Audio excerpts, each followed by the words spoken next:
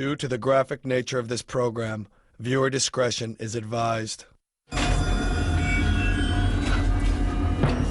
There's a war going on in America, a hidden war between citizens and criminals, the violent and the vulnerable, the strong and the weak. There's a new weapon in that war, the video camera.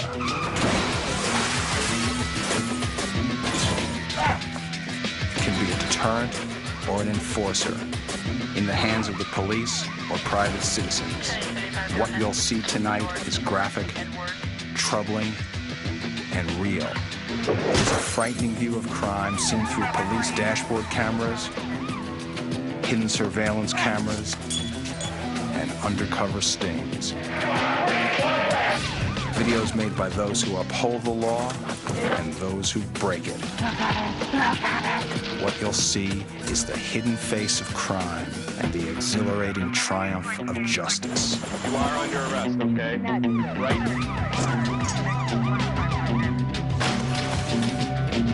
Technology and law enforcement united to even the score.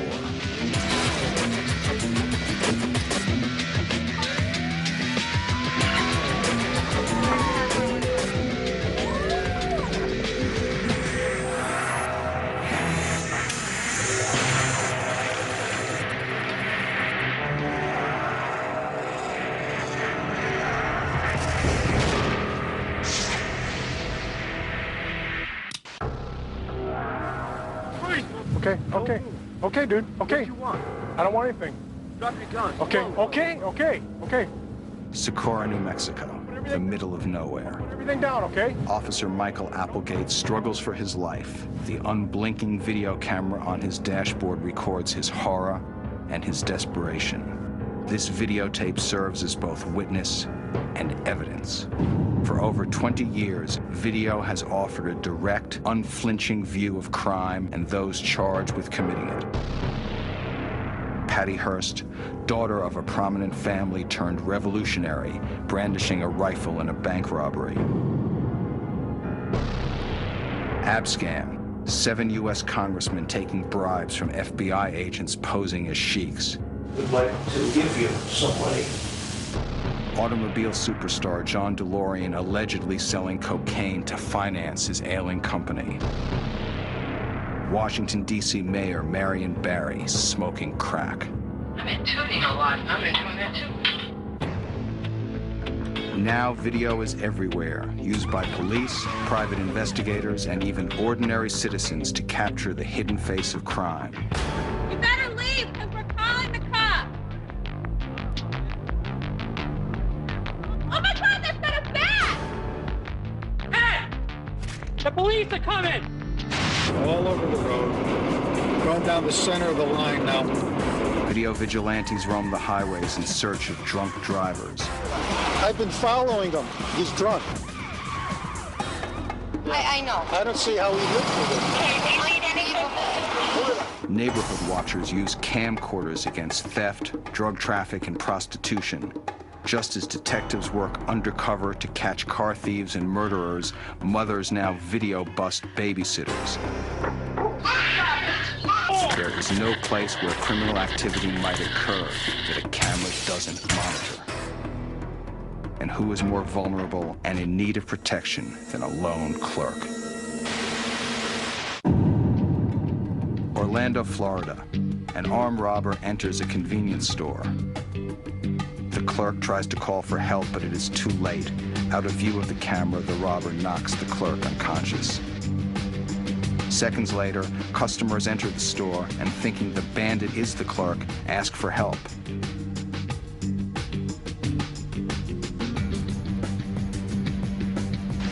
Calculating and patient, he waits on them, knowing their money will only add to his booty.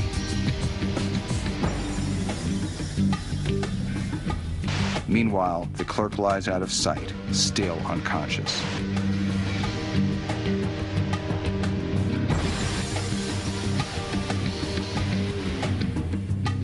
Finally, the coast is clear. He rifles the register and flees. He is still at large. This videotape remains the key to his identification.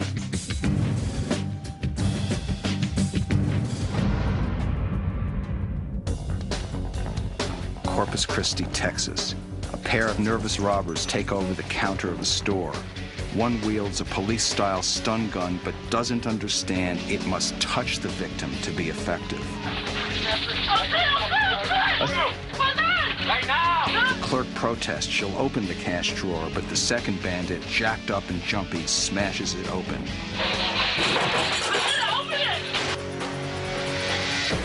The robbers escape with $67. Identified by the video, these men were arrested and charged with assault and armed robbery. Kansas City, Missouri. Banks have installed surveillance cameras at ATM locations to protect customers from robbery, but these crooks have a bigger idea. They back a truck into the vestibule and use steel cables in an attempt to steal the entire cash machine. They are unsuccessful. The ATM is bolted to the floor. But the video camera recorded their license plate number, and police are now actively pursuing their apprehension. Southgate, California. Without warning, armed robbers enter a convenience store. One takes a customer in the back and ties him up. The others ransack the register. Satisfied with their loot, but aware of the surveillance camera, they search the premises for the recorder. Under the counter, behind the monitor. Now desperate, they take the clerk in the back and threaten his life. He gives them the video. Alerted by eyewitnesses, cops caught 2 of the robbers within the hour, along with the incriminating videotape. When police viewed this tape, they realized the same team was responsible for another heist caught on video just days before. Faced with this evidence, the men in custody named their leader, a member of the infamous Tiny Boy Gang. Oscar Jimenez, also known as Choco, is still at large. Southgate, California police consider him armed and dangerous and ask that you contact them if you know his whereabouts. Coming up, drunk drivers out of control caught speeding on America's highways. A police officer fights for his life with a gun-wielding maniac. Parents' worst nightmare, nannies caught on tape abusing helpless children. And see what a fire feels like through the camera of an arsonist. Your house is next! When Video Justice returns.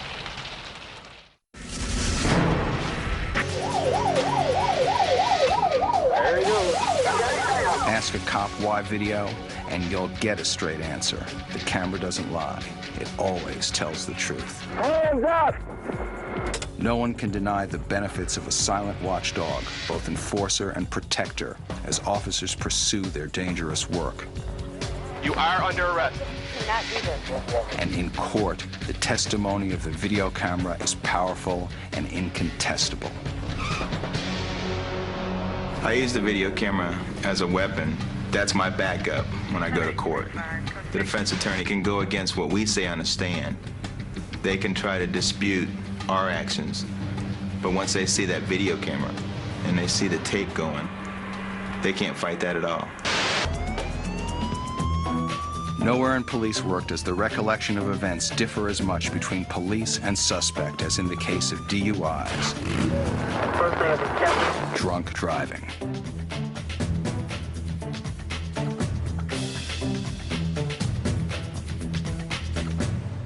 You recite your ABCs for me? You want me to sing them, or how do you want me to go? Backwards, forwards, or how do you want? Forwards. Forwards is fine. I don't want you to sing them. Just A, B, C, D, E, E. Okay. Okay. A, B, C. Can I, A, B, C, D, A, B, C.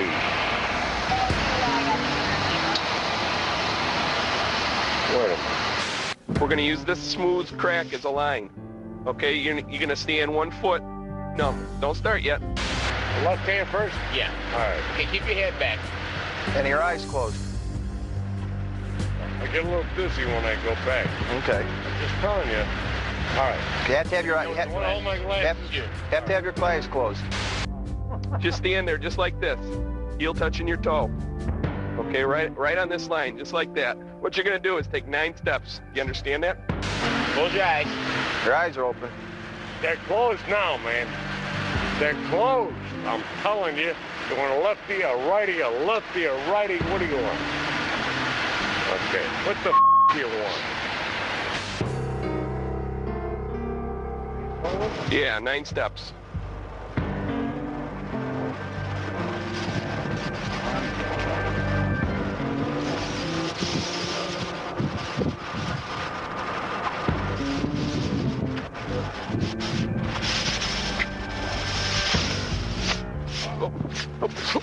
Oh, you okay? No. It's amazing when people get arrested for drunk driving, they come into court and they tell the judge or the jury, the officer never gave me this test, I was walking fine, and then you put the videotape in and there's the whole stop right there. When's the last time you had anything to drink, Linda? About an hour ago. About an hour ago? Okay. You don't have any gum in your mouth, do you? No. All right, I got one last test that I'd like you to take. It's a preliminary breath test. Would you be willing to take that? No. Okay, you're under arrest for DUI. No, I'm not. Yeah, you are. No, I'm not. Robert 9, can I get another unit, please? Send it up. You'll have to follow me to home then. All right, no, ma'am. You're under arrest, okay? Yes, sir. No, ma'am. You have to follow me. I am 1 block from home. No, ma'am, you are not driving. Not doing this. You are under arrest, okay? You cannot do this. Right now, you're working on a resisting arrest charge, which is a criminal offense, and it'll give you a criminal record. Do you understand that? Okay. Now, I'd like you to put your hands behind your back. I don't think so. All right. I don't think so. Ma'am, do not pull away from me. You are going to have to Ma'am. follow me home. No, you cannot. Robert 9, have him come code 2. No, no, please. Ma'am. Ma'am. Ma'am, do not fight me. Please do not do Okay. this. No, no, no. Ma'am, put your hands behind your back. Now you're under arrest for resisting. In addition to DUI. You stop somebody for a DUI and they start coming up with these off-the-wall excuses. Well, you said you've had nothing to drink. I could smell some alcohol, so I got to make sure you're okay. My lunch is dirty. Your what? My lunch is dirty. I got it all over the place, too. It might be a little humor, but it's not. You are getting that person off the road who could have potentially driven a half mile down the street and committed a fatality accident.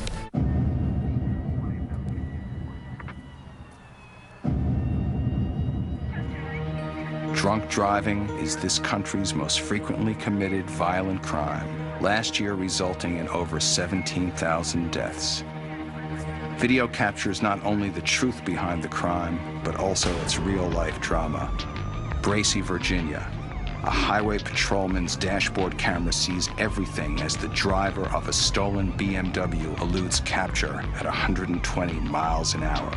Where y'all at? We're north down at 33, running 125. We can't get it boxed in. The horrified officer keeps up the chase even as he watches another patrol unit spin out of control. Be advised, the North Carolina unit just wrecked. Somebody stop, he's gonna be hurt. All right, Appomattox, we're north down at the Dinwiddie-Brunswick line, traveling 130. You're gonna need to get us some help. He's not gonna stop. He's going off the exit ramp. He's going off the exit ramp, 39 mile off. Finally, the car thief pulls off the highway. All right, he went off. The approaching officer makes a split-second decision. He's bailing out, bailing out. He pins the escaping felon in his own car door. I don't shoot you. I got him.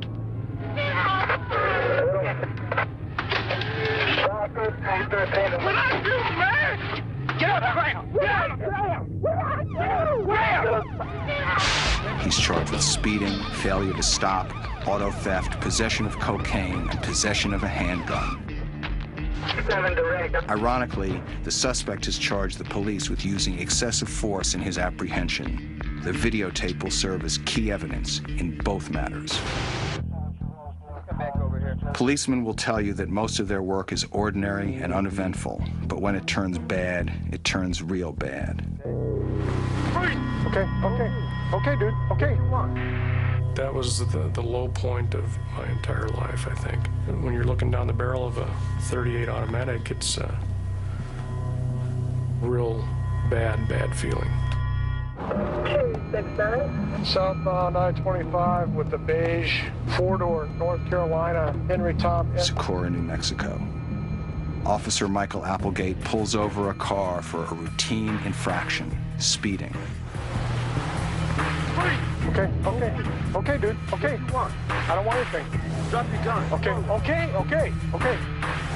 Let me put this down. I'll put everything down for you. I'll put everything down, okay? Who knows about this? Nobody. I didn't call it in. Take my radio, turn it off. I won't touch you, man.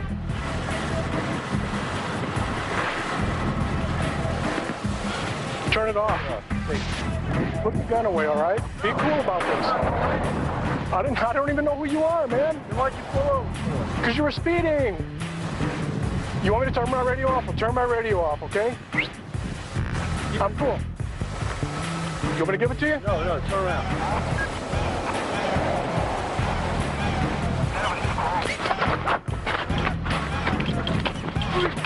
Okay. He had the gun to my head, back behind my ear right here, like this. Once I tried to take the weapon from him and did not succeed, I sincerely thought that I was going to be killed. Don't do it, man, please. Listen, I got a family. Listen, man. Okay. Another officer rushes to Applegate's aid, but the assailant refuses to surrender. Drop your gun. Hey, listen, wait a minute. Let me talk to you. Stop. Don't come any closer. Let me talk to you. Let me talk to you.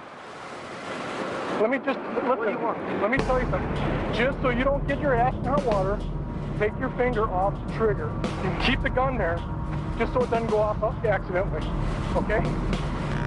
Overwhelmed and frightened, the assailant decides the only way out is to take the officer hostage. You have to get in front. Slowly get in. Listen, man. Slowly get in the damn car. Let's take this floor. Now get in. Let me just tell you something, okay? Get over.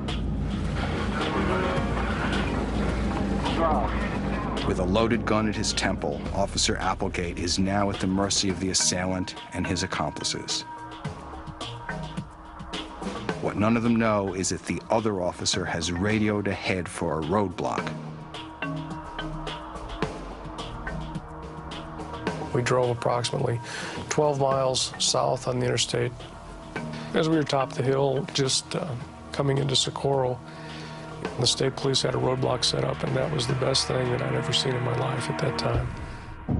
Overwhelmed by the futility of his situation, the gunman surrendered. I think all officers should have a video camera. You can critique yourself, you can use it as evidence. He is awaiting trial, charged with kidnapping, aggravated assault on a police officer, possession of a firearm, armed robbery, and auto theft. The video camera in this particular incident is a solid piece of evidence in the crimes that were committed against me. It doesn't get any better than that. Coming up, flashers are caught in the act of sexually harassing helpless victim.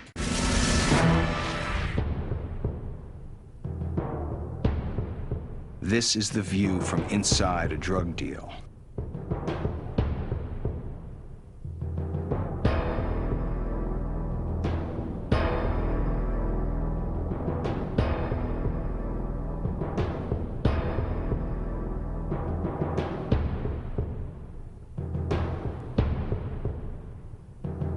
Every day, undercover police officers risk their lives to protect ours. Here on the front lines, video doesn't just watch. It goes inside, becomes a weapon of arrest and conviction. This is my 40. All right. Cool. No aspect of police work is as dangerous and requires the delicate balance of nerve and tact as undercover. I ain't police, I'm telling you. You're not affiliated with the law. None whatsoever. Well, why you let me see you in a crack tank? I ain't soldier here. I can turn it over if I'm gonna You're a police! Okay, I don't feel good. You're a police. Yes.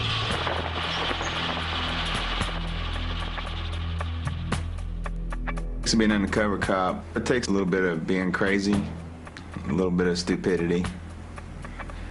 It puts you right on the edge. You're always there in the action.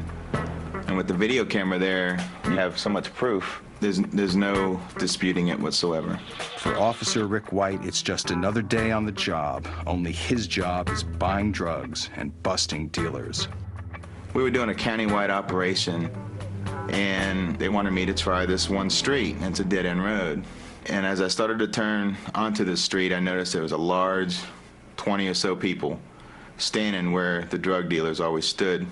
One guy started yelling that, "Hey, I know you, you're Jay's boys," meaning I was a police officer. While he was doing that, another guy walked around in the front of the car and came up to the driver's door.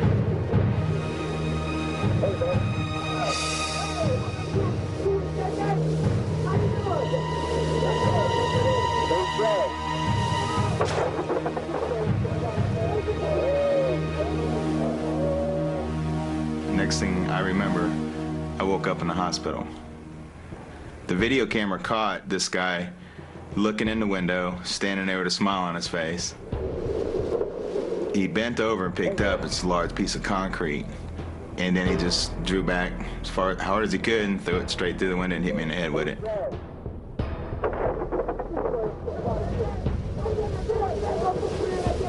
My partner said I drove down to the end of the street, turned around, and came back through. Got out of the car, and then went out completely. They viewed the tape, and they saw what had happened. They called over one of the road officers, who identified him immediately. The video hung him. The reaction on the jury's face when they played it, on the judge himself, you could tell that they didn't want to see it again. Once was enough for them. He's currently serving 15 years and in a civil judgment was ordered to pay Officer White $1.2 million. Dayton, Ohio. An undercover setup sours. The men in the car are police officers posing as drug buyers. But these dealers have a different idea. They are simply going to rob their customers. They don't realize that 20 yards away, a police backup team waits to apprehend them.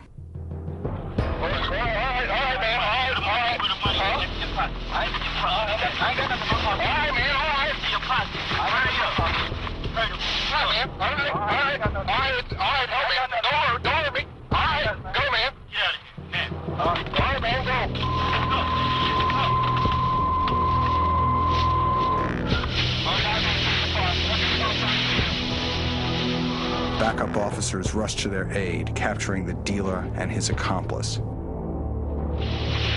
They were convicted of drug trafficking and robbery and sentenced to 17 and 21 years, no parole.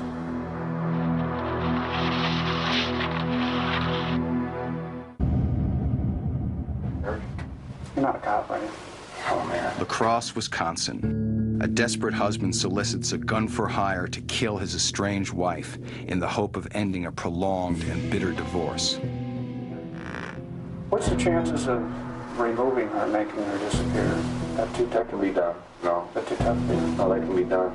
The best is if she disappears. So there's no corpse. Okay.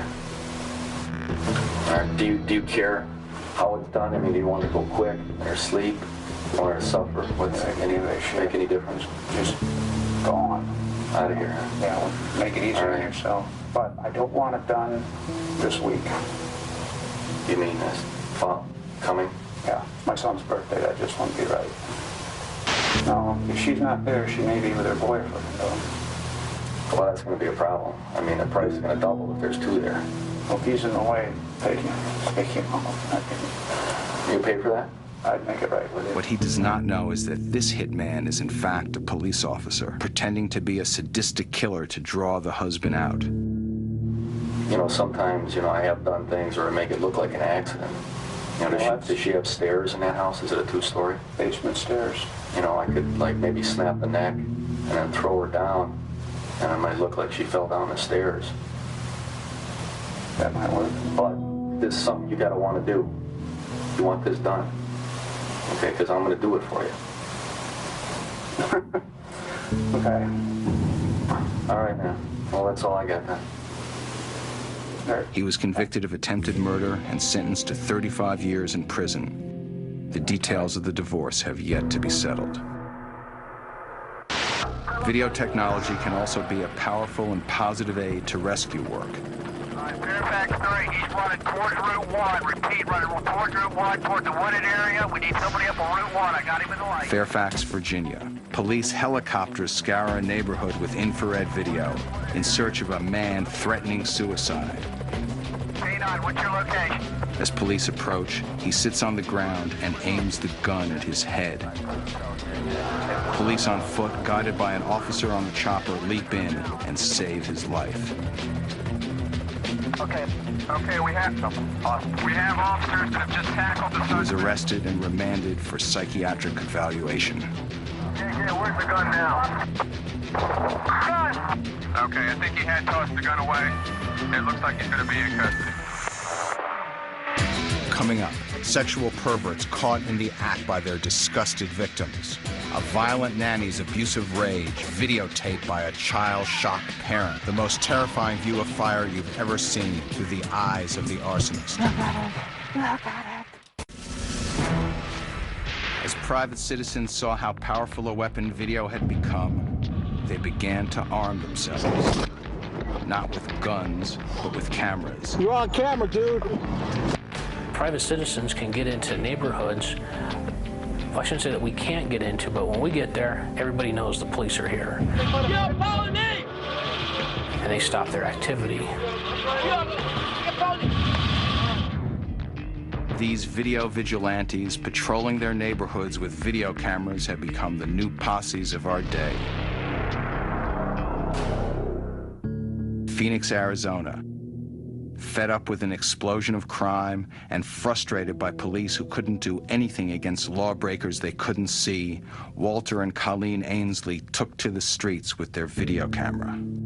Wait a while, Doug. They're still dealing drugs right now. What's wrong? What? I've got them there right now.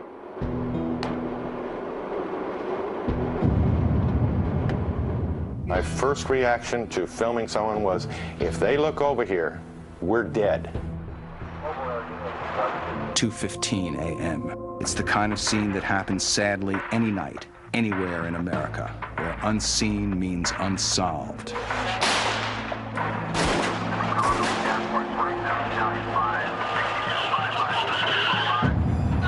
A gas station, a car, a gun. Only this night, they were watched and recorded. Under cover of night, a street gang stages a hit on their rivals. In the ensuing chaos, the gunman runs and finally escapes. Amazingly, it was all caught on tape.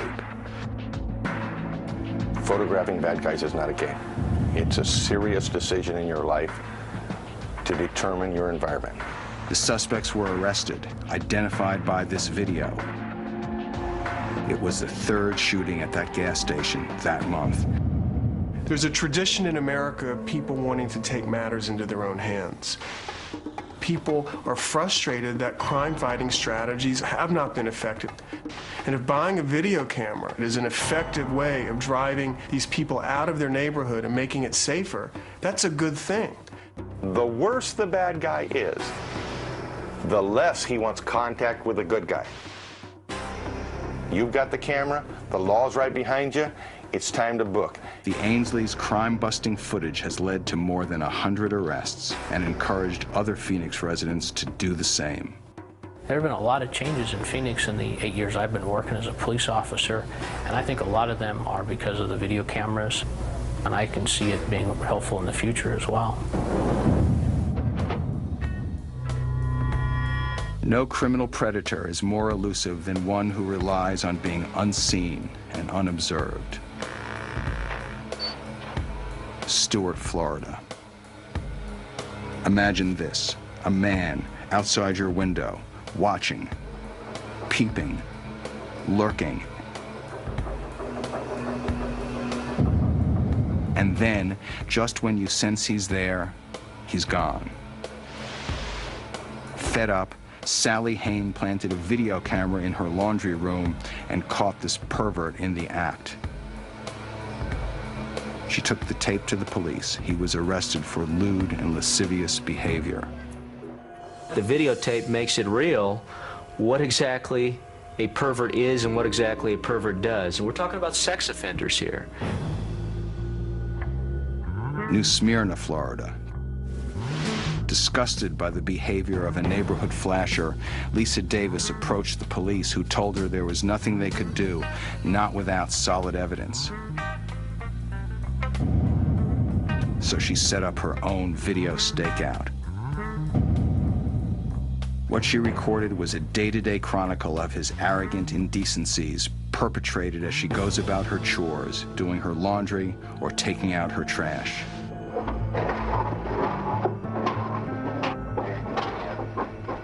Convinced, the police observe along with her video camera. What do you think? You think that's enough? He knows he's open. You see me if I walk over and take a look? Yeah, this is good enough. This is good enough. Thank you. They wait until they've recorded the necessary evidence and arrest him. Good deal. All right. Good. The video camera makes it real when the victim comes forward. Victims in these kinds of circumstances are frequently in the position of having to be my word against his word. This becomes empowerment. Nowhere does the prospect of crime become more sinister, more terrifying than against our families. We warn you that what you're about to see is graphic and disturbing.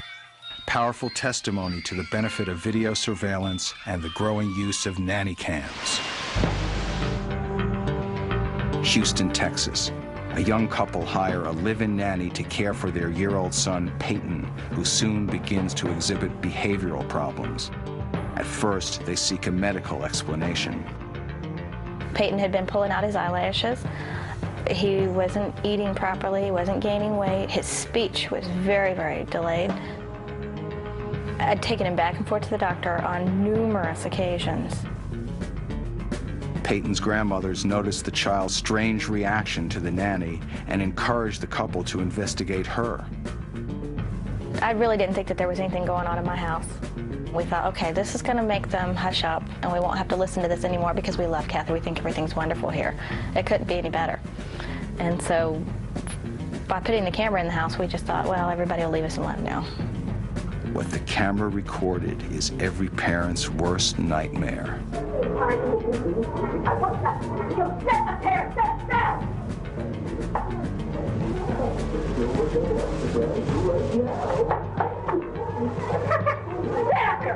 Stand up here! Stand up here, I said, stand up!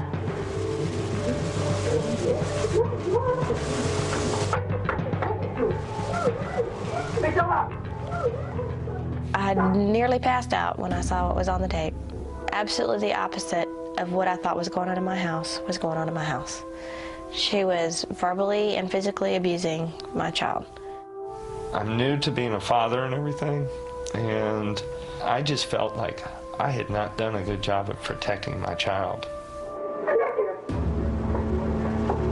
Amy took the tape to the police, who immediately arrested the nanny. She was convicted of child endangerment and sentenced to prison for 2 years.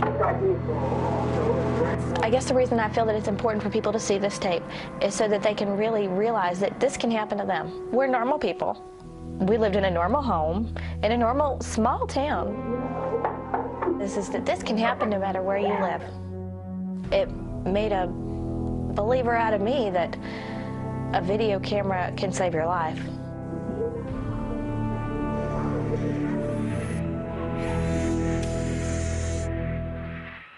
Coming up, a strung-out drug dealer tapes himself at his illegal drug lab. Yeah. And arsonists video their fiery rampage. When Video Justice 2 returns. Nothing is more horrifying to witness than a criminal's direct, unblinking confession. Investigators videotape these interrogations to provide an objective record, but they capture more than just the facts. This is a first-hand look into the mind of the criminal. What was Kevin doing while Steve Lopez was holding her hands and hitting her with the brick? He was having sex with her. You said that he was kneeling on her arms? Yeah, on her arm. And what was he doing with his hands? He was covering her mouth. But every time she was talking, he was smacking. He said, shut up. He kept smacking. Picked up the brick and hit her with the brick twice. Where did he hit her with the brick? Around her face, maybe around here or something up here. After he hit her in the head with the brick, did she stop screaming? Yeah, she was like shocked. I wanted to kill those guys. I wanted to maim those guys. I wanted to make them suffer in every way I could. It is by exploring the criminal mind that we stand the best chance to really understand. I turned into a vicious animal, and that's what I was. When criminals are the ones who use video, when they pick up the camera to record and replay their own activities, they provide us with a chilling view of their world as they see it.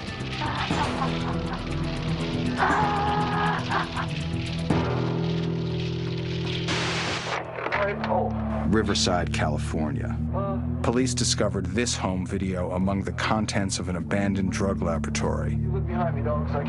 Speedmaker Aaron Yost insanely boasts of his drug manufacturing skills on a tape that he meant to send to his mentor, the man who taught him how to make speed. Look at that. Can you see that over there? Yeah, it's recording. Is that your... Looks like your average, everyday, ordinary liquid mass in a jar. Well, I wonder if I could get half a gram out of this. Oh, zoom, yeah, just give it a zoom job. When finished, these vials will contain an estimated $22,000 worth of deadly speed. Oh, God, that's wonderful. But in the hands of the police, Yost's home movie turned on him, providing the key connection between the man and his paraphernalia. He was convicted his third strike and sentenced to 35 years. Oh, yeah. Coming up, the terrifying view from an arsonist video camera when Video Justice 2 returns. Your house is next!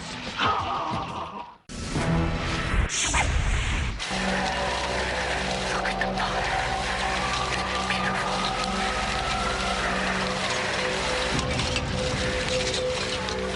Look at it, Omar. This is what I've been doing on your week's vacation. I said I'll do it. I said I'll do it. The fire department's trying to put it out. Look at the flames. Listen to the coyote yell. Redwood City, California, 1987. A town plagued by a series of arson fires. No evidence, no clues, no witnesses. The case was closed. 2 years later, a farm worker came across an eerie videotape along with cassettes of metal music and a ceramic death skull. On it is the voice of an arsonist viewing and videotaping his own ghoulish work. My hell. The whole sky's black with smoke. This is what goes through his mind as he sets and watches his fires. Look at it. Look at it. This is my domain. Stymied, investigators released the video to television. This led to the identification of the blazing homes.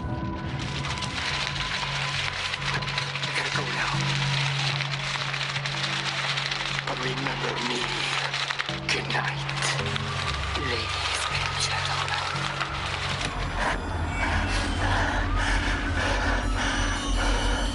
What we have here is a rare view complete with sound, of how the serial arsonist views his work. This is pure sex. These people are absolutely fixated on just how powerful fire is, on how it destroys things, on how it smells, how it looks. Every aspect of this is the equivalent of a sexual turn-on. I told you, Don.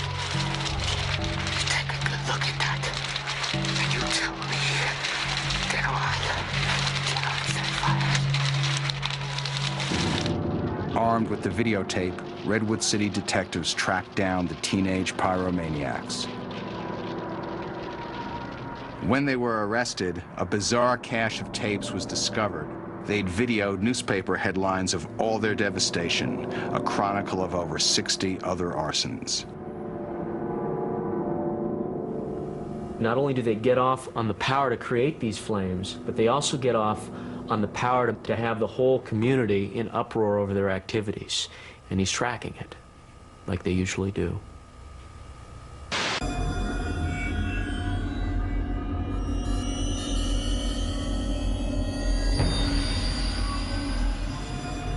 The arsonists also taped themselves as werewolves and vampires.